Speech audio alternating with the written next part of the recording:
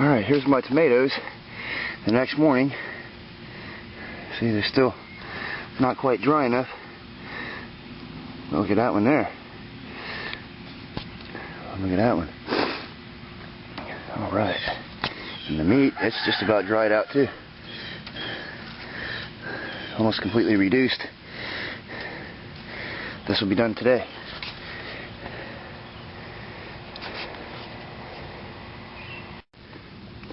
You see, this is why I use the basket when I'm dehydrating with my hot rock, because sometimes they can burn the leaves. See? And this protected my food from getting too hot. And these are reusable. All you do is take the stone out, build a fire on top of it, get it hot again, and stick it back inside there and use it over.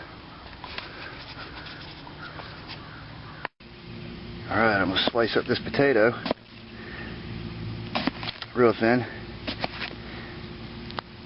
I'm going to make some potato starch out of it. After crushing the potato, the water turns a milky white color, as you can see here. And the stuff that's left over, these potato parts, you wring the water out of them really good, and then you lay those out. You lay those out to be sun dried, and that way none of the food gets wasted. But this, I'm going to turn this potato starch into flour. And to do that, I'm going to have to let it settle for a while. Probably about a half an hour or so. So we'll come back to this in a few minutes. And because I'm going to be using this to make pemmican with, I have to transform this liquid into a dry powder. And I'm going to show you how to do that here today. I can give these nuts a light crush. I don't want to reduce them too much.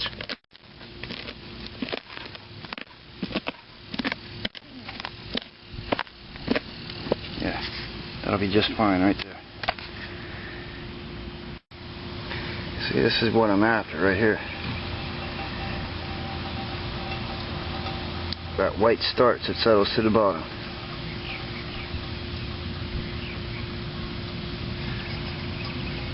Oh, yeah. It's nice and thick.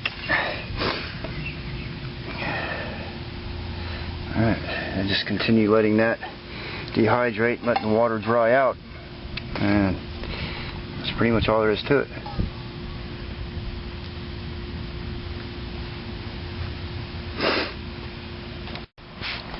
And you can speed this process up by using a hot rock.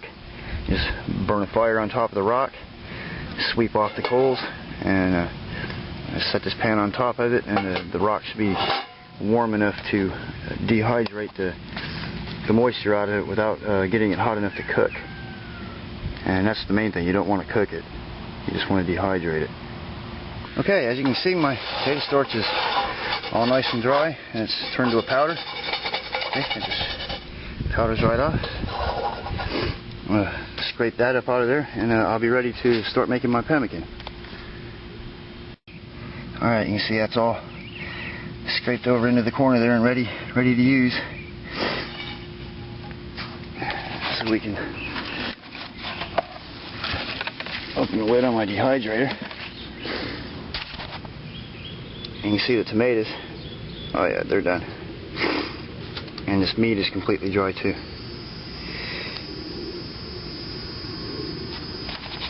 So to make pemmican, what I have to do is I have to grind the meat up. Well, grind all the ingredients together. And if you don't have a mortar and pestle or a seed grinder or something like that, you can just use a piece of wood like this and a mandrel to grind it up with, which is just another piece of wood. You start that process by pounding the meat with a mandrel.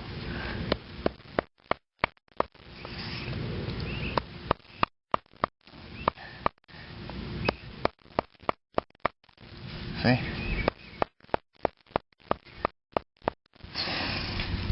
You just pound it nice and flat until it falls apart. See how it's just coming right apart? Oh yeah, that's going to be good.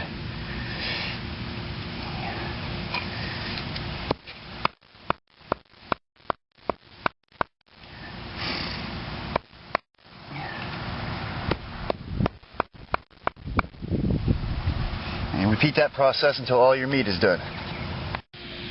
Okay, my meat is thoroughly shredded. And I took my tomatoes and I kind of crushed them up a little bit. I'm going to put them together and mix it up real good.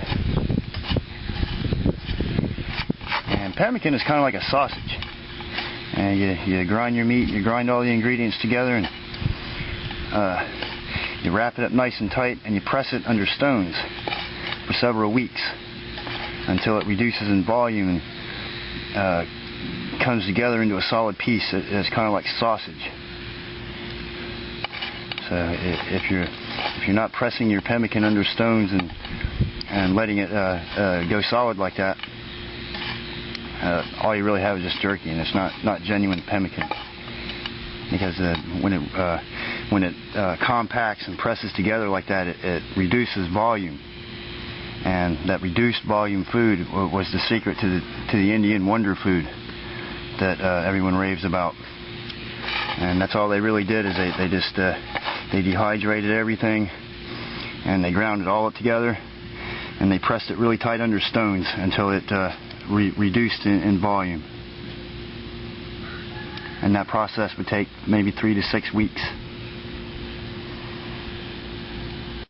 Okay, next thing I do is I work the potato starch into it, or cattail flour, or bulrush root flour, or whatever, kunti plant, the Indian bread root, whatever you might be using, arrowroot.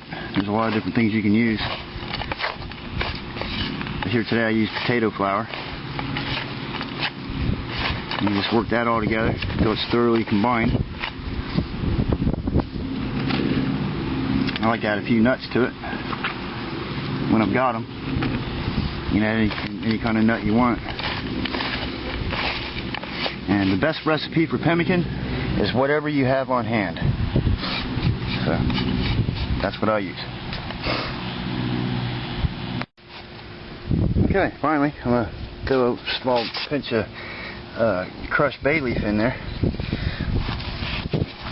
And now I'm just going to continue grinding this up until all the nuts are completely pulverized. And that's how I know it's combined well enough, smashed well enough.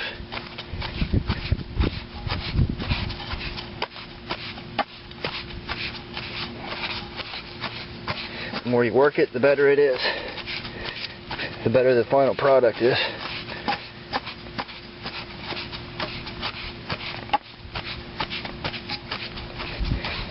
A little bit of patience now pays off later. Then I take a muscadine grape leaf and I portion these out just for palm-sized little meals. And I wrap them up in the grape leaves. And once you've wrapped them up in your grape leaves, you put them into a suitable container like this flower pot I'm using right here. And you take your stones and you pack the stones in on top of them. And these stones are good and hot from sitting out in the sun. So they'll help warm that up and they'll really kick the process off. But you put stones on top of it and you press it like that. And you leave it for several weeks, and it protects your food from the bugs, and it preserves the food, the pemmican, in a way that other preservation processes can't. And it makes the best possible food because it condenses it as much as it possibly can be, so it has very little volume for a huge amount of food value. So this is the genuine method for pemmican.